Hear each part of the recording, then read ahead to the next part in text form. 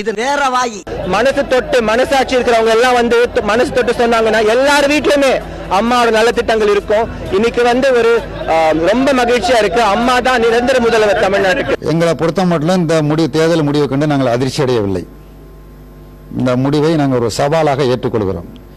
அடுத்தடுத்து எங்கள் பணிகள் தொடரும்.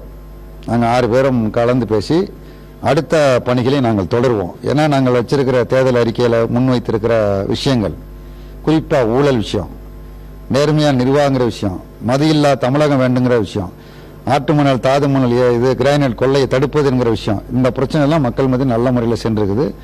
மேலும் மக்களை விழிப்புணர்வு அடைய செய்வதற்குள்ள அனைத்து நடவடிக்கைகளையும் நாங்கள் மேற்கொள்வோம். எங்கள் பணி என்பது தொடரும். மக்களுக்கு ஆற்றுகிற பணியை நாங்கள் தொடர்ந்து மேற்கொள்வோம். எங்களுக்கு வாக்களித்த வாக்காளர்களுக்கு நாங்கள் நன்றி தெரிவித்துக் கொள்கிறோம்.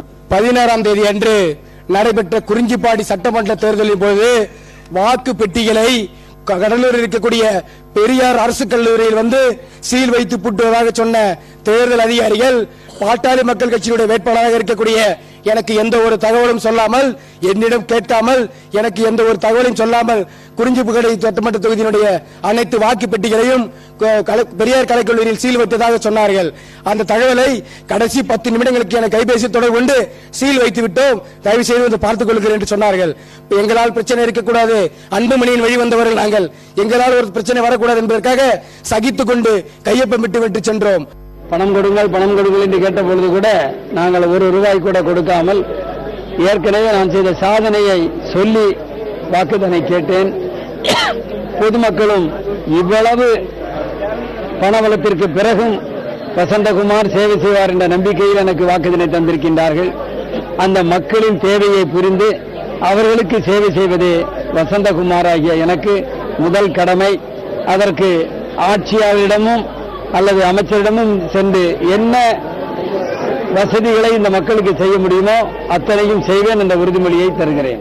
முதலில் தமிழ்நாட்டு மக்களுக்கு என்னுடைய நன்றியை தெரிவித்துக் கொள்கின்றோம்.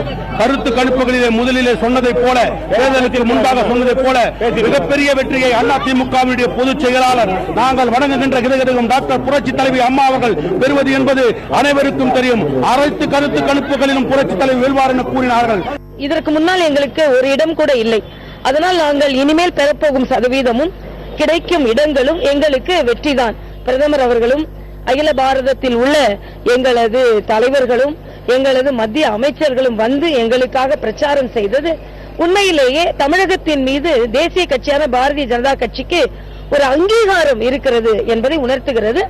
இன்னொன்று, திராவிட கட்சிகளின் பணபலம், ஆட்பலம், அதிகார பலம் இவற்றையெல்லாம் எதிர்கொள்ளும் அளவிற்கு தேசிய கட்சிகள் தனியாக போட்டியை சந்திக்கும் பொழுது அது இன்னும் பலம் வாய்ந்ததாக மாறினால் மட்டுமே இந்த சவால்களை எதிர்கொள்ள முடியும் என்பதும் தெளிவாக தெரிகிறது.